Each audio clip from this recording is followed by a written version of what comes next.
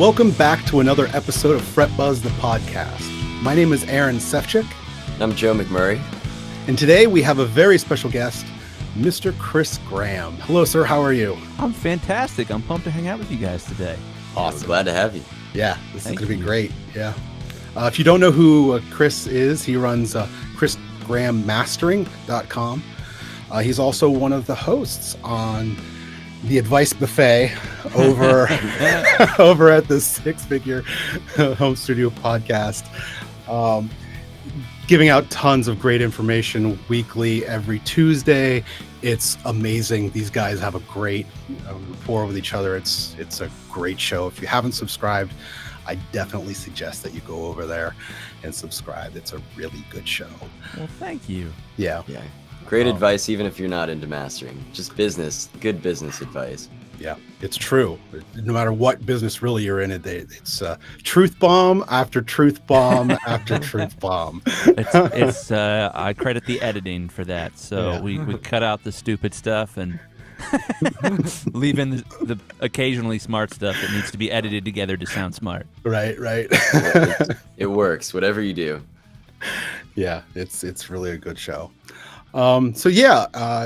What I would like to just kind of jump right into is, since you do and you have been mastering, if you could just give us a little bit of a backstory on how you came to be what you are now, and then I would actually like to get into a little bit about the mystery behind mastering. It just seems to be an ongoing thing year after year after year that it's this mysterious voodoo. Yeah, really, it really is. But yeah, a little bit of backstory, if you would. Yeah, well, my story is I was born and raised in a pretty musical family, but it was all like classically trained, like nerd music and stuff. And and Awesome. I for my 13th birthday, this is a little bit of a dramatic story, so I'll lighten it up after I explain all this. But on my 13th birthday, my dad moved out, and I got a guitar for my birthday. And it was this really intense, like, my dad doesn't live here anymore, and now I have an electric guitar. Right. And so it was, the guitar for me was this really important part of my life that I would just like kind of process the shitstorm that was my life. It was an Electra. I don't know if you guys have ever seen Electras, but it was like two humbuckers and a single coil in the middle, and push-pull pots for days. So like Strat, Telly, Les Paul, whatever you wanted to do with the Electra, you could. But I wasn't smart enough to know that it was a pretty cool guitar. Right. And so eventually I like took it all apart and tried to paint it gold, and that didn't work. And I like put leather on it. It was really dumb. Wow. I totally ruined it. Do you still have it? No, I threw it away. I really wish I did, but like I like wood burned like the top of it. It was just like classic 13, 14-year-old stupid stuff. Right. And so ended up eventually buying another guitar. But so my story kind of starts there with the guitar. And I started making up songs and learning how to play better, and eventually performing later on in high school. But basically, like, didn't play for anybody for like 6 years, and just practiced and wrote. And then eventually started getting into acoustic guitars as well, and started playing for people. And it was crazy because like all of a sudden girls were like, "Oh, who's he?" And I was like, "This thing is awesome. I'm going to become better at this instrument." And so really kind of leaned into that. And then when I went to college my freshman year, they had open mics. And the open mic, for those of you guys that don't know, it's like a coffee shop or a bar or whatever, and you sign up on a list, and then you get 15 minutes or 30 minutes to do anything you want on stage. And so I'd bring a guitar, I'd share some songs, and it was awesome. It was like I was finally home for the first time. Yeah. And so that went really, really well, and I made a CD and decided I would be a music production major at my college so I could record my CDs for free, and ended up starting to do like shows and sell these CDs. And I was like, this is like 2001, 2002, right around there. So it's at the absolute like tail end of CDs. Yeah. So this was like the golden era for a singer-songwriter because you have no overhead. It's just you. It was just be me like on stage playing and singing. I do a lot of looping and stuff, looping pedals and whatnot. Yeah. And then I would sell my CD afterward, and I didn't have to share the money with anybody. because it was just me. Right. And this was at the end of the golden era of CDs where someone would be like, hey, I like that one song. Here's $15. Right. And I'd be like, yeah, this is great. Yeah. So I eventually started producing other singer-songwriters. Okay. And, I would take all the money I would get from CD sales and I'd sink those back into gear. And this was sort of on the very beginning of like being able to buy like portable computer-based recording gear. So I bought a Motu 828. It was like one of the first. Yep. It's a Firewire box, and you could plug it right into your laptop and record anywhere. And so my shtick was I was like the portable producer, basically. Right. And I should have called myself that. That's got Right. a good ring to it. It's got Right. alliteration. Alliteration, absolutely. And so I would record these singer-songwriters, and then I would pretend I could mix and hire a mastering engineer most of the time, some of the time. Are you still performing throughout all this? Yeah, still performing throughout all this. And that's how I would win clients. Right. Is people would see me at a show and they'd be like, wow, he can sound good on a stage. I bet he could work in a recording studio with me. And it was like, maybe. Yeah, a little bit. And so anyways, I ended up getting a bunch of projects through that. And there was this guy, Ed Cash, who was a producer in Nashville, who I was like obsessed with. I just thought he was the coolest guy in the world. And he was an all singing, all dancing producer. So he would do like the writing, performing on the record. He'd record the record. He'd mix the record. And like the only outsourcing he would do, he'd hire a mastering engineer at the very end. Okay. And so I heard about him, got to know him a little bit, got to know his little brother a little bit, and was like, I want to do this, and I'll do all of the things and make records. And the problem with that was I was pretty bad at all the things. And even once I was okay at all the things, it's still hard to make a record when you're only okay at like 5 people's full-time job. Right. But anyways, it was just this thing of like, I would perform, I'd sell CDs, I'd make a record for somebody. One of their friends would then hire me to make a record for them. One of their friends would hire me to make a record for them, and so on and so forth. And occasionally what would happen was we'd, get all the songs written, get them all arranged, get them all recorded, get them all produced, get them all mixed. The mixes would be approved, and the client would say, I don't have any more money. You're going to have to master this yourself. And mastering is essentially the mix is done. All the individual tracks sound great, and it's not loud enough yet. It's not polished, and it usually only sounds good in like 1 or 2 sets of speakers. It doesn't necessarily sound good in all speakers yet. Mm-hmm. And then, so that's kind of mastering. It's like you send it to some weird nerd like me, and I make it compatible with all headphones and speakers, sort of. And so what would happen is like my production clients would run out of money, and I'd be like, oh crap, I guess I'll master it myself, which is like the hardest thing you can possibly do. It's to do all the things and then to like hold the keys to the finish line. It's just really, really stressful because inevitably you're like, I'm going to go change the mix again. Okay, now I'm going to master again. Okay, I'm going to go change the mix again. Okay, now I'm going to master again. I'm going to go, and just again and again and again and again. Let's add a bridge to this song. It's just like never ending. It's just this black hole of despair. Yeah. And so I had to learn how to master so that the records I had like spent like months on were at least decent sounding. Right. For my clients, I couldn't just be like, oh, we'll just release the mixes and not the masters. And what ended up happening was I fell in love with the process of mastering. And I started asking friends of mine that were producers, hey, can I master a record you've already released? I'm looking for stuff to practice with. Right. And I would send them back what I did, and they'd be like, oh my gosh, you're better than our mastering engineer. Here, we're going to hire you. And that just sort of snowballed. And then eventually I came up with an idea for a website, which is now chrisgrahammastering.com.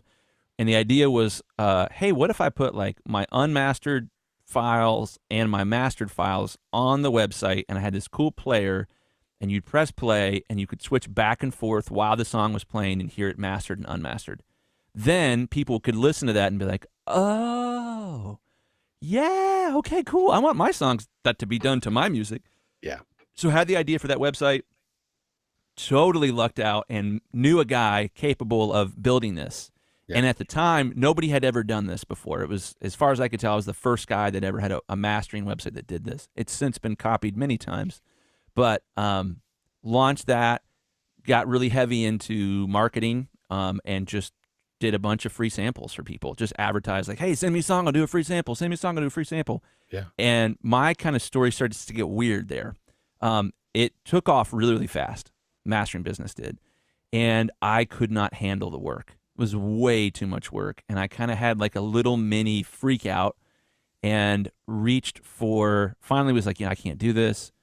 Reached for a book that had been sitting on my couch behind me in this room, that had been sitting there for 3 months racking up late fees, and it was this book called The 4-Hour Workweek. Yep. Picked it up and was like, I don't have time to read this whole book. Maybe I'll just read chapter 5. That sounds interesting. Went to the coffee shop, read chapter 5, and all of a sudden was like, wait a minute. There's like good stuff in books to like teach you how to make money and stuff and not have a business that drives you crazy. So it was this like instant addiction, and I've read, I don't even know how, maybe like 4 or 5 or 6 or 7 dozen business books, and just kind of like really fixated on that. And as I became better at figuring out how to be efficient and how to run my business well and how to not be a dick to my customers, the business grew a lot, and I've mastered, I don't know how many tens of thousands of songs at this point. Wow. And so I met Brian, who is the co-host of our podcast, 6 Figure Home Studio, and we both had an addiction to business books. And so we just sort of bonded over that, and we're like, hey, like, let's do a podcast together. His idea, not mine. And we started doing it just for fun, just because we love talking about business nerd stuff and audio stuff. Yeah. And the podcast like exploded, and there's thousands of people, audio engineers that listen to it, and I am sort of along for the ride and just trying to figure out what that means for my life. But it's been really, really cool. Like tons and tons of mastering projects come off that podcast now. A bunch of other opportunities, business opportunities, and friendships, and it's been crazy. So the past year has been this nuts thing of like, I don't have to market myself anymore. Right. And so, that's sort of my story. It's just like, it's like a piece of my story, but the rest is super long and boring. But yeah, so now I'm like a podcaster riding the wave of this awesome revolution that is podcasting, and I just want to do it all day long. Yeah. It's awesome that the recording community is actually coming together. I know you've had people like Graham Cochran on your show, and as well as like Matt Boudreau. Yeah. All these top tier guys in terms of the podcasting space and the recording industry space. It's like we were talking about on the last podcast. It's very much a family and community oriented kind of thing going on, where everybody's kind of like helping each other out. It is very much a camaraderie, and it's awesome. It's great. Yeah. There isn't, so like Matt Boudreau does Working Class Audio, the Working Class Audio podcast, and Lid Shaw does the Recording Studio Rockstars podcast, 2 of the probably biggest podcasts for audio engineers that are out there, 2 out of 3 at least. Yes. And so Brian and I actually met through Matt and Lidge, and so they kind of gave us this vision for like what podcasting could look like, and we were like, okay, we'll try. And Matt and Lidge are like family. Like, they have been so helpful for us as we figured out like, what does it mean to have a podcast? Yeah. And yeah, it is like there's absolutely zero competition, even in spite of the fact that like we're all kind of, Matt and Lidge definitely have sponsors. We're exploring having sponsors, but there's no weirdness there at all. Like I talk to them a couple times a week usually. Yeah. And man, it's been great. It's been such a healthy family environment. Yeah, that's great. Now, do you guys have different? I haven't listened to those other podcasts. Do they have a different angle at the whole audio engineering thing? It's not mastering in business. Yeah, so they're Matt's is sort of about a work-life balance thing, but mostly interviewing other audio engineers about that. Yeah. Lidge is interviewing other audio engineers and just talking shop with them. Okay. Both of their shows are incredible, and I highly recommend them. You guys should check them out. As far as we know, like, there's no other like business-only recording studio resource out there. So like we kind of lucked out. Like, we came up with this concept, and there's like no blogs, no YouTube channels, no podcasts. Yep.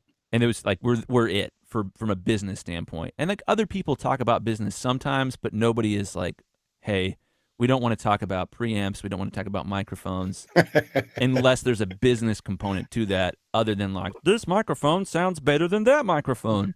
That sort of thing.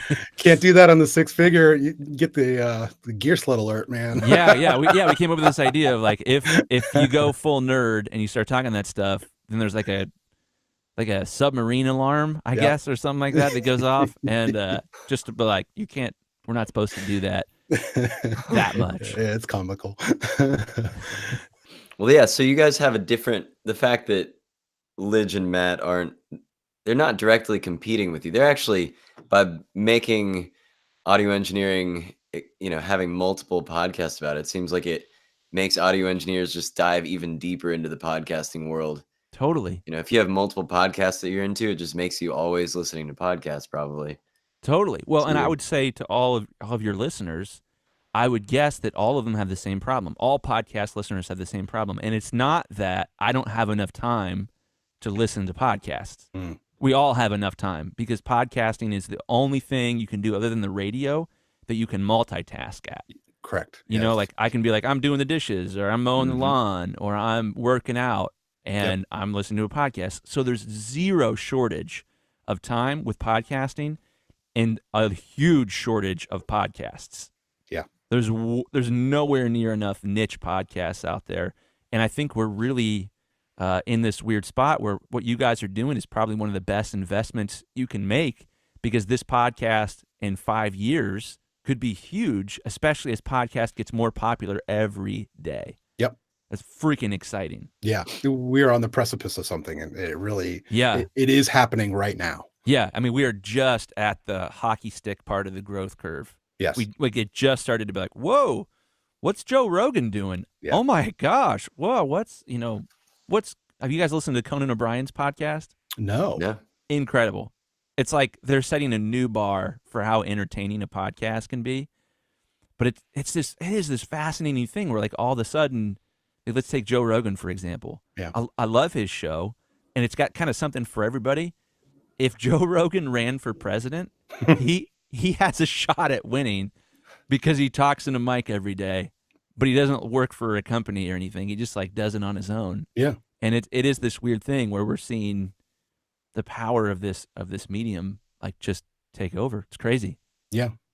Yeah. It's I mean, years back, I'd always heard about podcasting, but it wasn't until I started actually diving into it just a little bit deeper and started finding, wow, this is radio directed towards me. Yeah. That's awesome. Yeah. Well, and it's weird. There's a book. Sorry if I'm going too deep down the nerd hole for you. No, guys, you go as far as you want, Chris. We love going down that hole. So there's a book called The Long Tail, and it's about 10, 11 years old. But the idea is that the internet has enabled types of content that were really specific, like really nerdy, only like very highly niched down to be profitable and like plausible to make. You know, back in the day, like there was no sense in doing anything that couldn't be mass market. Like it was all Friends and Seinfeld and NSYNC and Britney Spears. And like we all basically listened to the same stuff and watched the same shows. Now there's this huge opportunity because of the internet to be like, well, we have a show that's like for guitarists that are left-handed, you know? Right. Like you could probably make a show for left-handed guitarists and you'd have an audience because it's accessible. That wasn't possible 10 or 15 years ago. And podcasting is so exciting because the niches, there's just so many unexplored like niches that people would go nuts for. Yeah. Awesome. Yeah. I love it. I love podcasting. Unfortunately, I have a two-hour commute every day. And you guys are obviously on Tuesday mornings, and I have my schedule of all of my podcasts. They're almost all recording related, but yeah, I love it. It just fills and rather than listening to music, which I've done for, and everybody has just listened to music for years and years and years. it's nice to be able to listen to something that's educational and entertainment as well. Yeah. There's like you don't feel guilty or like dirty after you Right. listen to a podcast. You're like, I just self-improved myself Yeah. a little bit. Yes, pat on the back. I Yeah. can, even if I do nothing today, I don't have to feel that bad about who I am. And there are those times when I come home at night, and I park my car in my garage, and I've done this with you guys multiple times where Huh. I just sit there in the car and I listen to the rest of the episode. I'm not going inside because I want to finish this. I want to hear what they have to say. Whoa. Oh yeah. You drove 2 hours to work, 2 hours home, and then sat in the car to finish a podcast. That's amazing. Yeah. Oh yeah. True dedication. Oh Yeah. yeah. Dude, tell me what podcast you're into. I don't have as nearly as much time as you do to search, to find. So I'm like excited to hear, like, what do you love? Like, what are your favorite shows? It's funny. You guys are like one of my top 3. I definitely enjoy Thanks, the banter man. between you and Brian, and that's no joke. You have this natural, and it is editing, obviously, but at the same time, Brian is very. You could tell he's a bit of a jokester at times, but he is definitely focused. Whereas you are the man with all the voices, and you just are, you're just a joke. You like to joke around, and Yeah. I think maybe that has to play a little bit into, and I don't know, but you've got kids and you play with your kids playing Fortnite, and you're just a dad kind of guy, whereas Brian just got married and he's just starting to go down that route. And I personally identify with you a lot because you've got that quirkiness. So that's why I enjoy you. Plus you guys have the way that you structure your podcast, the advice buffet, I like the way that you kind of put it out there. It's you, no matter who you are, you can always pick up a little bit of information from every single episode. That's awesome. Thank you. Well, I'm going to say something so weird. Like Yeah. I have I have no idea why our podcast is popular. Like I sort of understand it, but I've been learning a lot about podcasting, and that like it really is, the content's a piece of it, but it's the relationship with the people that do the podcast. And podcasting is almost like a virtual friendship. Yeah. Almost, like, because it's a voice in your head and it feels like you're there, and it's authentic in a way that no other type of media is. Yeah. So I'm still kind of like learning, even as you're talking, I'm like, oh yeah, I guess we do kind of cover a lot of bases. Yeah. Maybe that's why we've been popular. So yeah, like I'm absolutely just still a student of all this, of like figuring out like what on earth is happening. Like people are getting, let's go back to Joe Rogan for a moment, because his podcast is one of the most popular in the world. People are getting tattoos of his face. Yeah. Like every day, somebody got a tattoo of Joe Rogan's face, because the dude talks in a mic about stupid stuff with random people, and people are in love with him. It's so weird. I'm fascinated. Just to answer your question, I listened to the Mastering Show with Ian Shepherd. I know Ian. Yep, I'm sure you do. Very cool guy. I listened to Social Media Marketing with Michael Stelzer. Okay.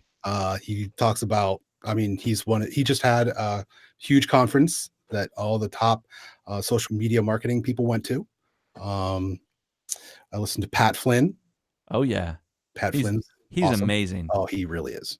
He had an episode 187, I want to say, but it was about laddering up. Yeah. And have you listened to that episode? You know what I'm talking about? Oh yeah. Oh my God. I listened to it twice. it really blew my mind. This idea of like building a business and then building another business and then building another business, and just, anyways, go ahead. Yeah, Keep going. I listened to Video Creators with Tim Schmoyer. Okay. So he's like one of the top guys on YouTube, and how to make sure that you're doing the best you can do, and what to expect in the future for YouTube, because they're always changing their algorithms. The 6-figure home studio. I've heard of that one. Yeah, I've heard of that one too. Yeah. Working Class Audio with Matt, of course. Wonderful podcast. URM. I would suggest to you, if you're since you're a sound guy, there's a podcast out there called 20,000 Hertz. I've heard of it. I haven't listened yet. It's amazing. Huh. It's really, really good in terms of the production value and what they do with each episode. Dallas Taylor, he's what they do is just really good. It's each episode is a journey, and they explore all kinds of things from like ASMR to the THX sound at the beginning of movies and where that came from. And Huh. it's one of my top podcasts. I'm going to check that out. I'm trying to spread my wings a little wider as far as the variety Mhm. of podcasts I listen to. I don't really listen to a very large number. I'm a huge fan of Akimbo. It's Seth Godin's podcast. Yep, Seth Godin. Dude, that show's amazing. And I love Revisionist History with Malcolm Gladwell. Okay. And then I also listen to occasionally Perpetual Traffic. Oh. It's like a marketing podcast. Okay. A lot of like paid advertising and stuff like that. But I haven't been doing that much paid advertising lately, so I've kind of pulled away from that. But Seth Godin's Akimbo, I'm obsessed with. And then also, about a year ago, I decided I wanted to have an office in addition to my studio so that I could master in one place, and this would be like the dojo where I podcast and make music sound pretty. And then I wanted somewhere else where I was doing everything else so that it sort of didn't like overlap, kind of kept this as like a creativity space. Yeah. So I got an office with this guy that lives in my hometown. Oh yeah, you've talked about this. Yeah. Yeah. His name is Andy J. Miller. He goes by Andy J. Pizza.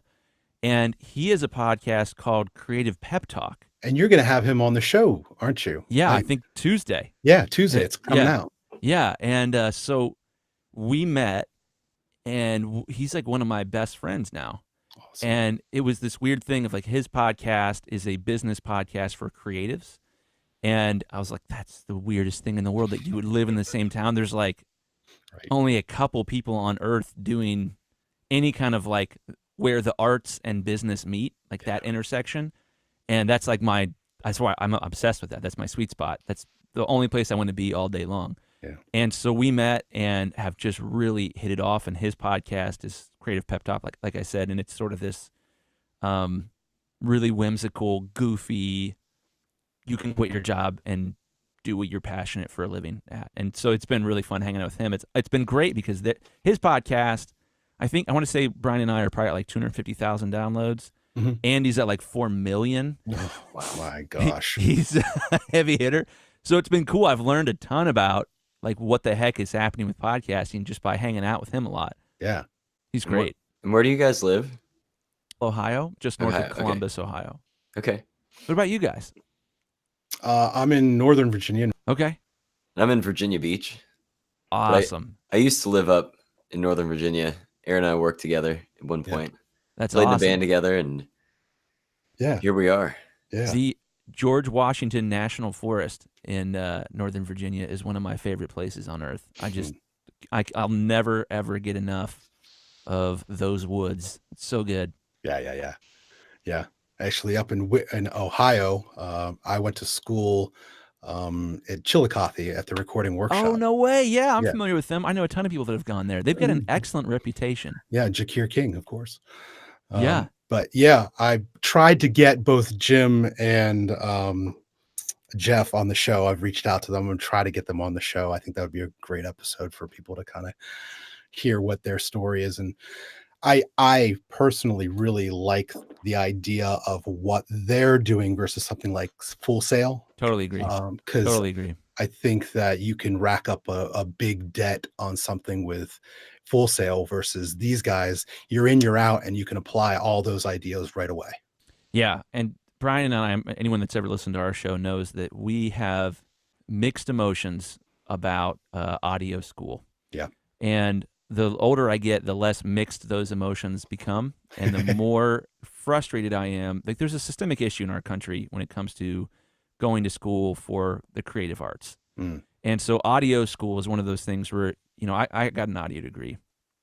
And it was fun. I really enjoyed college. I would absolutely do college again in a heartbeat.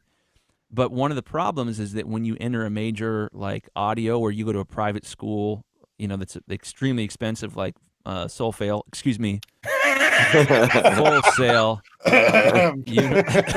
University, you're going to rack up 60, 70, maybe even $80,000 worth of debt doing that. And nobody tells any of these students, FYI, our job placement rate is less than 1%. Right. Or less than 5%, let's say. Let's be really generous with them. There's just not jobs out there. If you want to do audio for a living, you need to start a business. There's only a couple jobs, and even if you can get one of those jobs, because so many people have an audio degree, you're going to be competing with a bunch of people, which means the wage is going to be itty bitty. Yeah. It's going to be very tiny. And we actually have it better here in the States than in Great Britain. I just recently found out, we haven't mentioned this on our podcast yet, there's a giant company over there that owns almost all the studios. And if you want to get in there, you have to work for free for years as an unpaid intern. Oh, my. Before you have a shot at a paid gig. I didn't know that. Yeesh, right? Wow. And so my thing, like we're down a rabbit hole. Servitude. Yeah, exactly. Crazy. It is. It's indentured servitude. So I just learned this the other day with this guy I've been hanging out with, and that kind of blew my mind. And I wish that there was like a requirement in our country where if you take out especially student debt and you do a major that's like, hey, your odds of getting a job, your odds of taking an investment and having it pay off are this. Like this audio degree won't necessarily make you run a better audio business. Right. Or it might not help you get a job because there are none. There needs to be something in our country where if the government's going to underwrite a student loan, that they say, hey, you have to sign this release form that says, me and my mom and dad, who are co-signers on this agreement, acknowledge that I will almost certainly not get a job as a result of this nearly six-figure investment. Right. It's unbelievable that that's not a normal thing in our country. There's definitely like some sort of weird industrial education complex that's tricky. Yeesh. Yeah. No, I just pulled it up. Episode 68 with Mark Eckhart. I listened to that. Yeah. The fact that this guy, it blew my mind that he had the know-how to contact the Berkeley teachers, go up there, take private lessons, come home, do it all over again, and get a Berkeley education on a private basis, and then spend a fraction of the cost doing so. I was just like, oh, that's brilliant. Well, and that was like one of my favorite moments in our whole show, because he explained, he was like, when you pay for a Berkeley education, it works out to about $300 an hour for private lessons. Right. But you can hire any of these teachers for like $50 to $70 an hour. Right. And so you can get basically the same education. Because here's the problem. If I was going to hire an audio engineer to work for me, I don't care if they have a degree or not. I care what their last project sounded like. Yeah. And if it sounds amazing, and if it's with a good band, then I'm like, okay, let's talk. Yeah. But if it's like, oh, I graduated first in my class, cool. Where's your portfolio? Right. Like, let me hear that. Because I don't, that doesn't mean anything. And so it's the same with Berkeley's a little different. Berkeley's, I'm sure, a much better investment because you can sort of wield that brand name. But even then, like, no one's going to be, like, let's say you want to be a musician for a living. You're going to have to audition. And you're going to get hired or not based on your ability to play. Right. Right? And if you can do that without a Berkeley education, nobody cares. Like, that you don't have a Berkeley education or not. They're not going to be like, wow, we tested him pretty hard, but he didn't, I don't know if he would know how to play an 11th chord, Yeah, no one's ever asked me when I was trying to get a gig where I went to school. Never once. Ever. Yeah. Let me hear your demos, dude. That's it, right? Yeah. And even then, 15 seconds of. Yeah, exactly. Yeah. Which is kind of awesome because in our sort of world as music people, we're a meritocracy. Meritocracy is different from aristocracy. Aristocracy means you get the job based on who your parents were. That's like why we quit being British in 1776. And I love the Brits, by the way. I would much rather hang out with a Brit than I would an American most of the time. And so, But this idea of a meritocracy is like, well, what can you do? You will be hired based on your merit. And we have this weird thing happening in our country where it's not exactly a meritocracy, or at least we don't all believe in a meritocracy. It's almost this like degree-atocracy, you know, where it's like, oh, well, you have the degree, that's enough.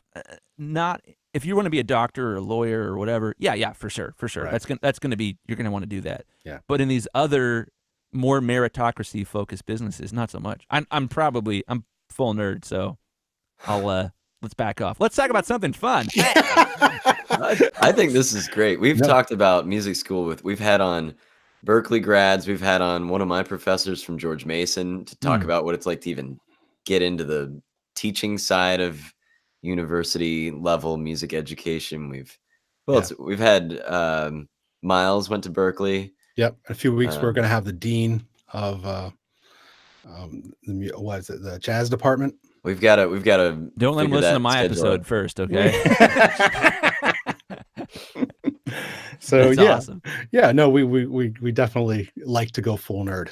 That's awesome, because we feel like it's something that a lot of, especially musicians who haven't gone to school, wonder about these things and like, can I make it as a musician if I haven't gone to school? Like that, it can be something that needs to be talked about. Yeah, well, there's a FOMO there of like, is there an opportunity that I'm going to miss out? Am I not going to realize my potential? The answer might be yes for some people. And that's the tricky thing here is there's definitely not this idea of like, well, if you go and get a business degree at your local college, you'll definitely get hired by businesses. Yeah. It's not like that for musicians at all. You know, like you're basically going to live and die based on your practice ethic and these magical inspirational moments where you had a really cool idea and people loved it. You know, it's sort of this like creativity, it's an epiphany thing. Yeah. And yeah, it's a very funny thing. It's very interesting. I'm fascinated. Yeah. Love it. Yeah. It's funny. You often on the show, you talk about how you wish I'm talking to myself 15 years ago is how you say it. And a lot of that plays into what we do here at FretBuzz is, talking to those of us who wish we had access to that information. I wish I would have had access to this kind of information as a kid, like it would have broadened my horizons exponentially. I would have had a better idea of what I could have actually done with music in my future. I had no idea. I thought it was being in a band, that's what it was. And now that I'm much older, I realize all the opportunities that are actually out there. And I think there's a lot of students, because I have lots of guys going into high school or out of high school into college, and they're not really sure what they're going to do with an audio degree because they don't know the opportunities that are actually available out there for them with an audio degree. What do I do with an audio degree? That was me. I'm from Columbus, Ohio, and when I graduated high school, I had no idea, like, well, what does the job market look like? What does it even look like to have a career in this? Like these sort of freshmen are 100% ignorant of the real world. Yes. Which is ironic because that's why they're going to get an education, but you need to be educated to pick your major. There's this weird like catch-22 there. And yeah, like I really wish I had done a gap year right out of high school. Yeah. Like to just go around and intern and, go to like, I went to NAMM this past winter. Just even going to something like NAMM and being like, oh, okay, well, this is a thing. Like there's a lot of people making a living doing this and that and this and this and this and this.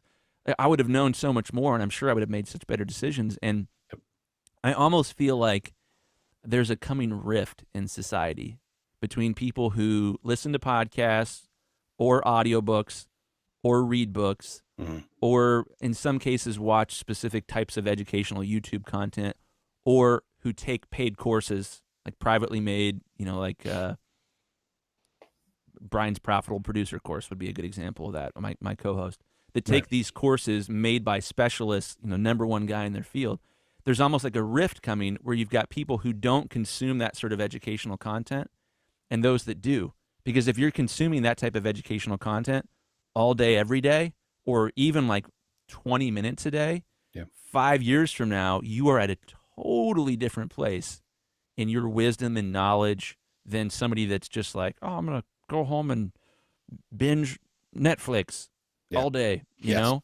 Yes. It's interesting. It's a massive societal change that people can educate themselves during their commute or while they mow the lawn now. And man, that is just the coolest thing in the world. Yeah. I think that comes with being, I think musicians are especially good at, you know, you feel that urge to practice as a musician because you're trying to get better. You're always trying to get better. And then all this self-education stuff plays perfectly into our natural instincts to want to continue to improve.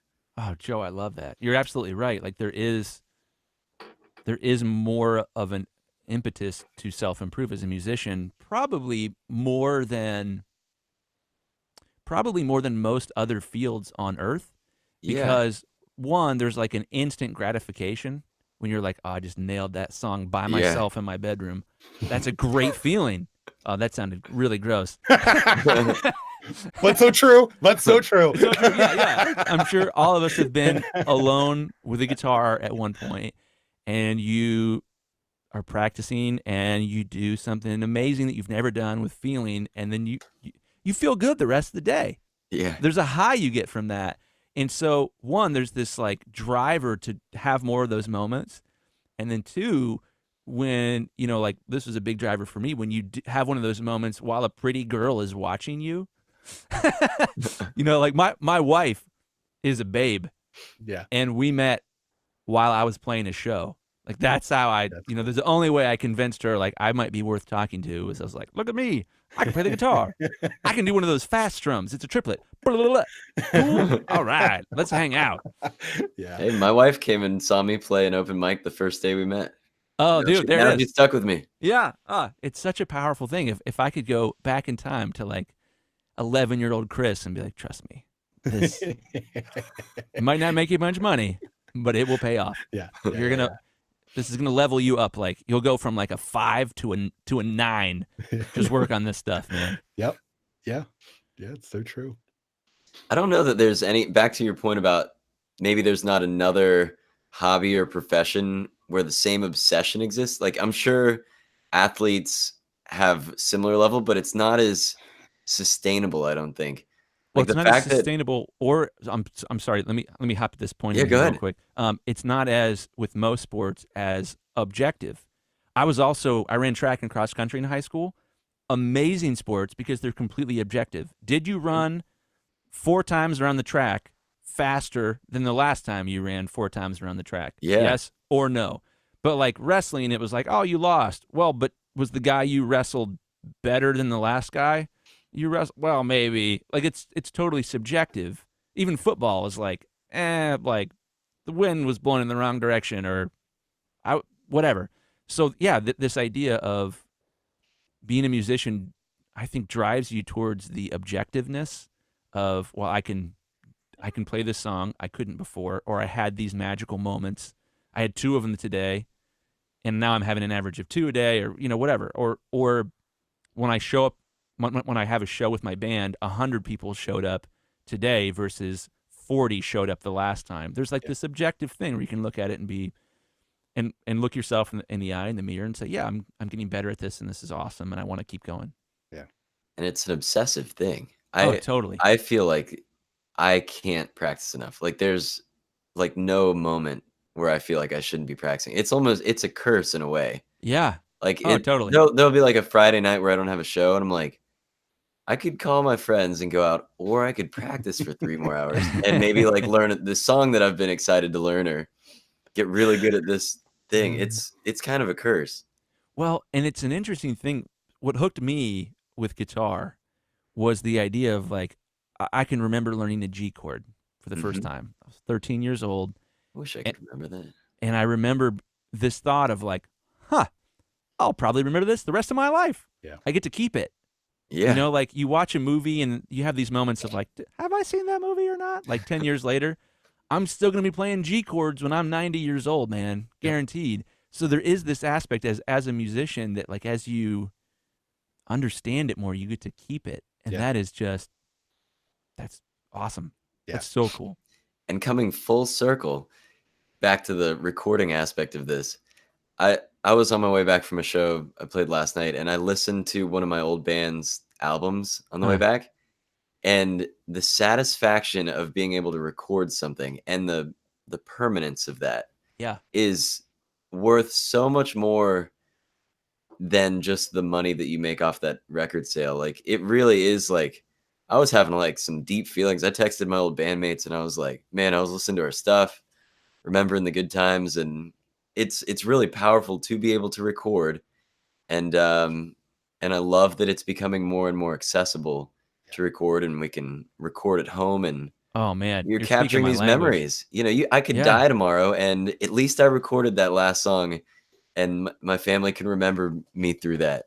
Yeah, It's well, like not just powerful stuff. your family, but maybe like 10 generations later. Yeah. You know, like my thoughts are like with my, I'm going to get weepy here, but like I've got a couple CDs of my own music, and my kids will listen to that someday. I haven't really showed it to them yet. Yep. But like their children's children could be like going through the family tree and be like, oh, here's great grandma, what? great grandpa Chris. Here's a song he did. Okay, wow, I kind of feel like I know him a little bit. Yeah. It is this permanent thing, and even in the face of like World War III, like if you uploaded it to iTunes, the way our system works, or Spotify or whatever, all of that media is distributed in what's called a CDN.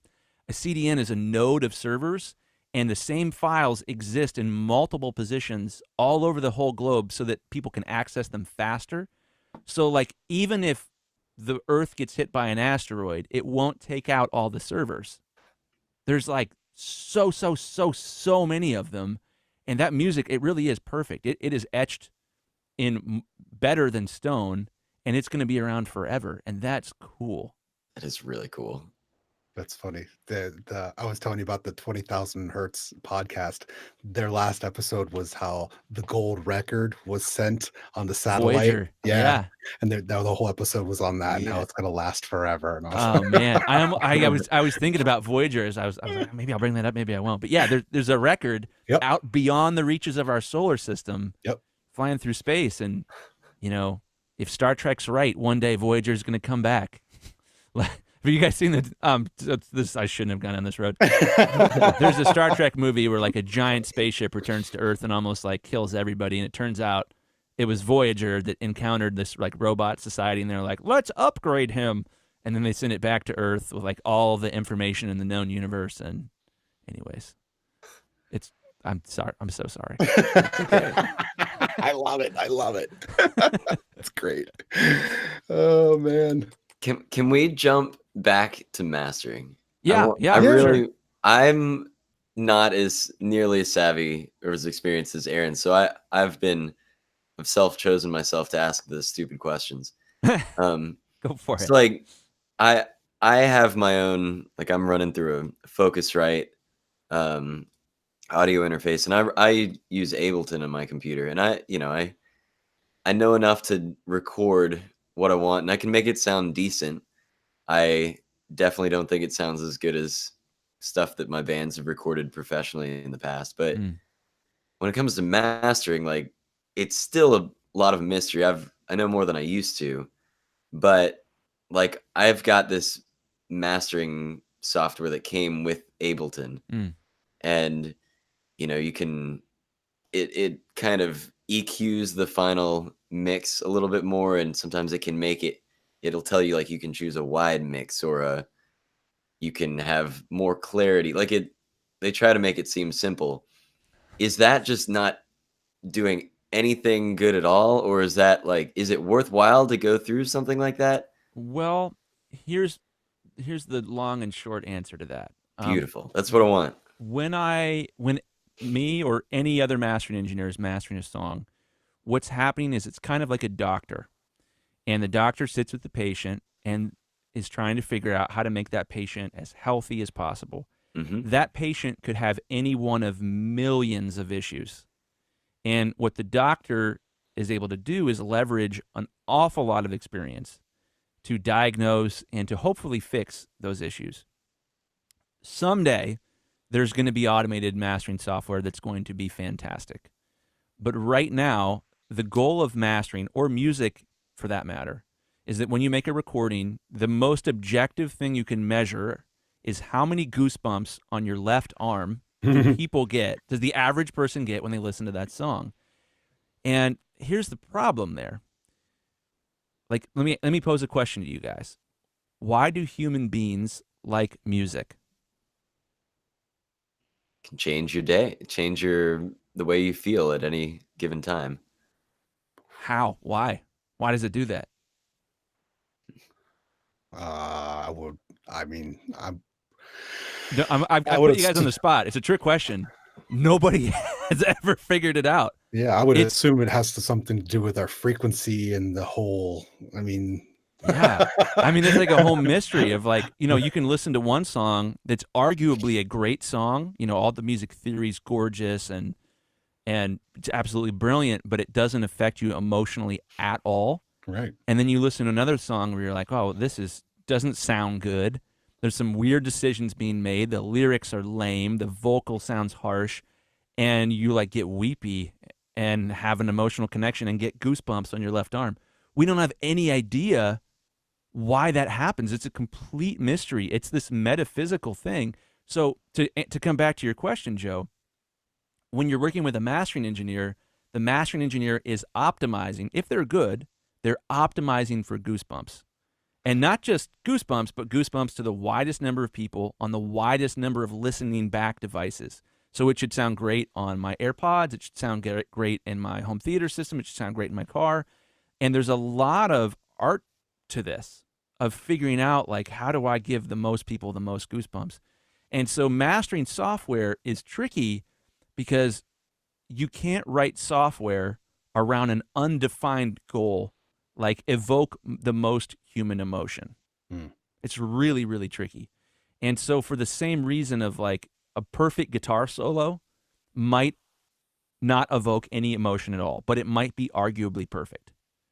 But a different guitar solo that's also arguably perfect might evoke a ton of emotion.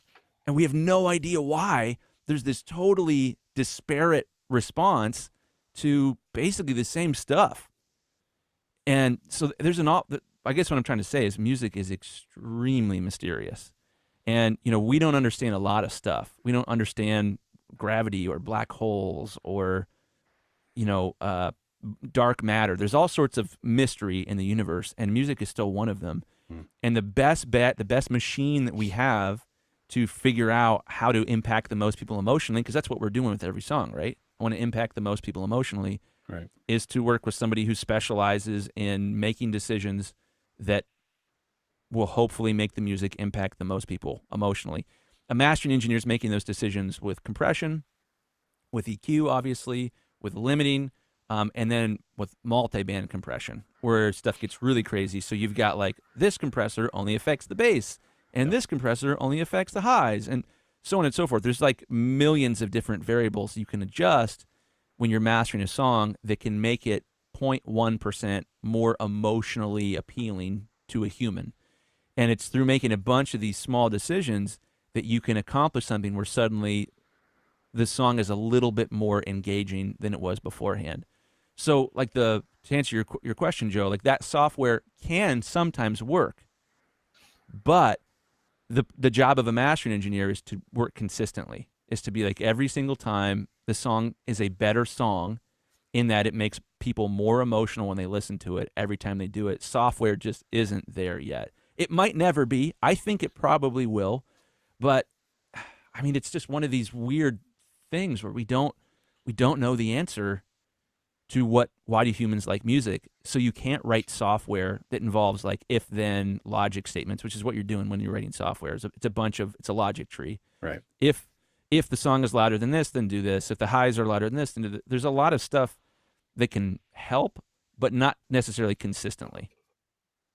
I know that there's it's Lander. Is that the? Yep.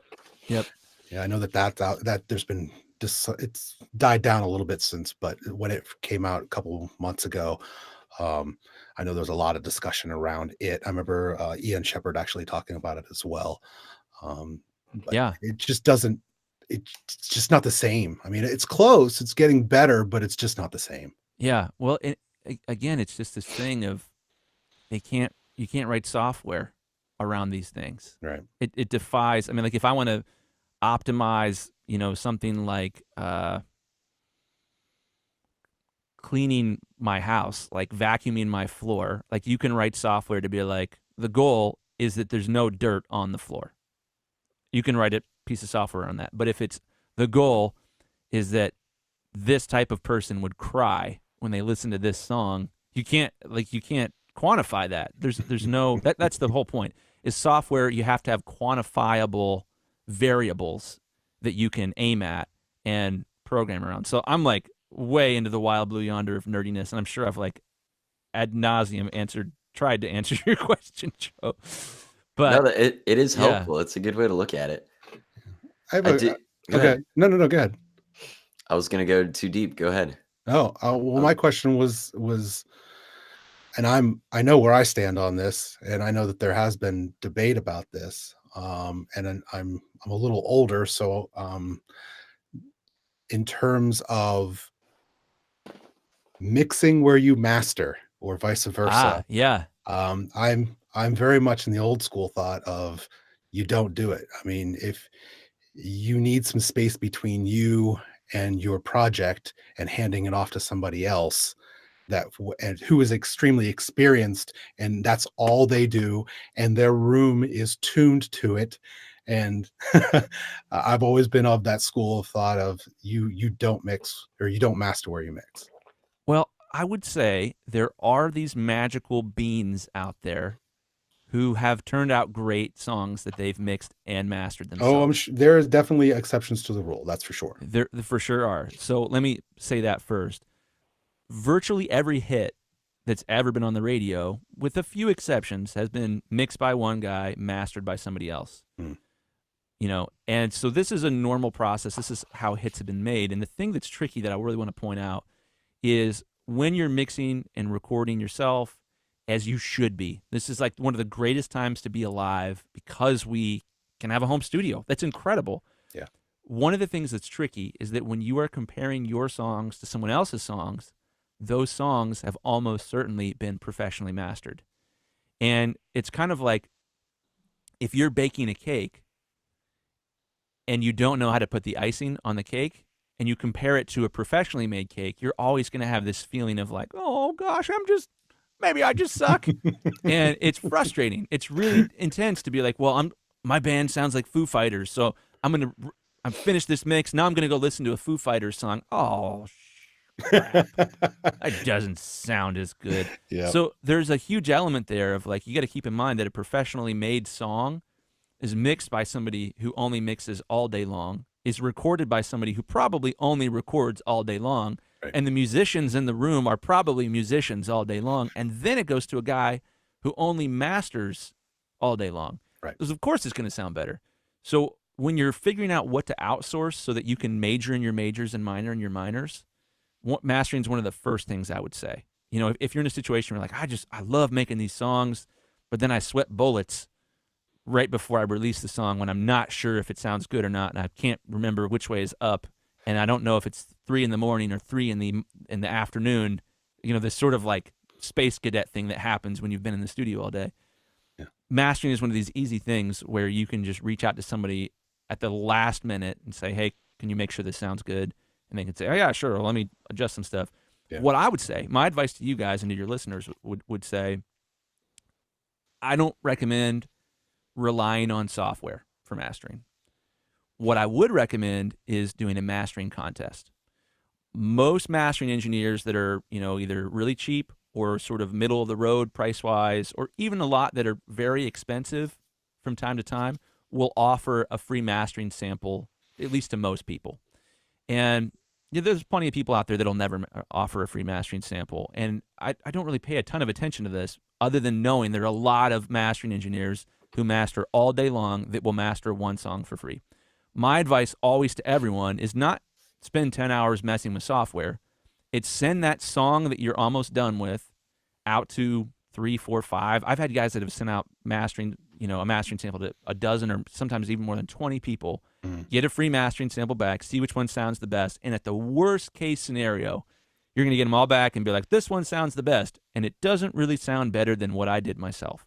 Right. If that's the case, you might be one of these magical people that can do it on their own, but you still got to keep in mind, mastering is about consistency. It's about making a record that's a cinematic experience to listen to, which means you press play on song number 1, and it sucks you into this virtual world, and you are there until the last song fades out, and then you have that moment of like, whoa, I'm back. Yeah. And a great mastering engineer can do that every time. A bad mastering engineer might make one of the songs sound amazing and the rest sound like trash, or might make one of those songs sound amazing in your studio monitors, but sound bad everywhere else. Yeah. There's just an awful lot of variables to account for here. So the mastering contest of like send a song out, get a bunch of free samples, see what it sounds like. Make sure you send one of those songs to chrisgrahammastering.com. Yeah. And do you still have the side by side on your? I do. Awesome. Yeah.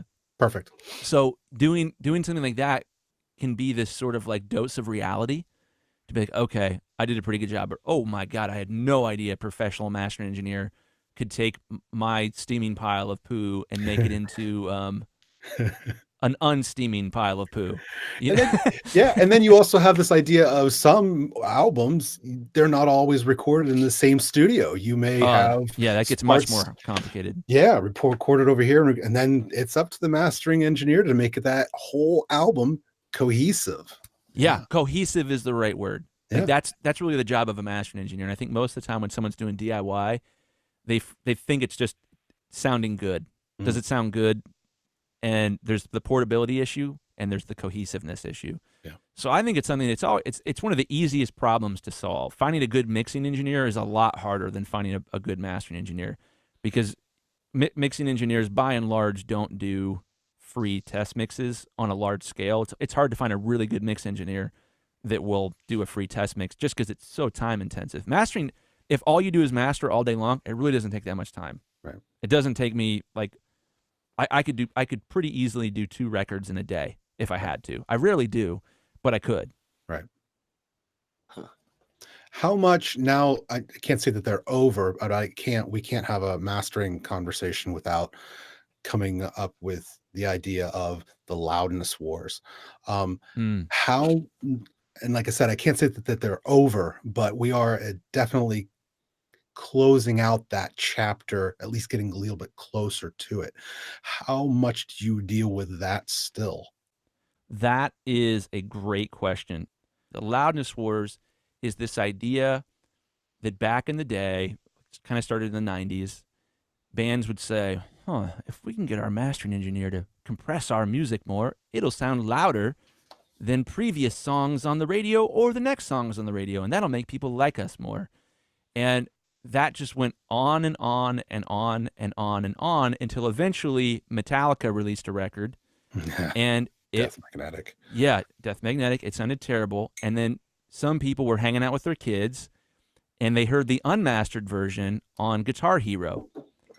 And they were like, wait a minute, why does this song sound amazeballs on Guitar Hero and terrible on my CD?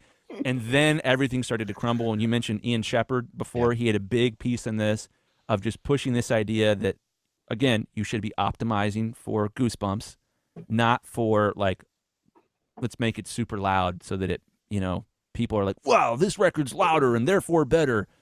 Because there's all these side effects. And back to this sort of doctor illustration in mastering, every sort of medication that you can take as a human, for the most part, is going to have negative side effects. When you're trying to make a song too loud in mastering, especially if there's mix issues, the side effects can get really substantial. That's one of the reasons with Chris Graham Mastering that we do a free mixing consultation before mastering to just sort of like walk the person that we're working with through, hey, you might turn this up, you might turn that down, or this is overly bright. You're not going to like how that sounds after mastering. It gives us an opportunity to make sure that the master sounds as good as possible because the mix is as good as possible. Yeah, it seems like it can accentuate if you've got a little, in the past of at least doing it myself, if there's something that's clipping a little tiny bit and it sounded okay in the mix, like you're like, it's barely there. As soon as it was mastered, it's like, whoa. Yeah. Brings out the bad sometimes. Yeah. All the nuance comes forward in a master. You can hear all the like the intricacies of the recording, and it should be a good thing. But in some cases, it can be like, oh, you didn't do any crossfades on your edits, and there's pops and clicks that you couldn't hear before. Yeah. But yeah, well, guys, it's been crazy fun hanging out with you. I wish I had more time. Yeah. Thank you, Chris. This has been amazing. Absolutely. Really do appreciate you coming on the show. It's my pleasure, man. Yeah, really enjoyed having you. And thanks for shedding some light on the mystery of mastering. Mystery of mastering. I like the sound of that. More alliteration. Awesome. So, Chris, if you could plug as much as you can. Okay, if you guys have a home studio and you are mixing and mastering yourself, you should do a mastering contest. Go to chrisgrandmastering.com. You can send me a song. I'll do a free sample. If you're trying to run a business in audio or a business in music in general, check out my podcast, The Six Figure Home Studio. It's the best thing I do. It's great. People tend to like it. It's true. And most of that's because my co-host is a freaking genius. So come hang with us. Yeah. Anywhere podcasts are available. Awesome. Thank you so much, Chris. Oh, it's my pleasure. Good hanging out. Yeah. All right.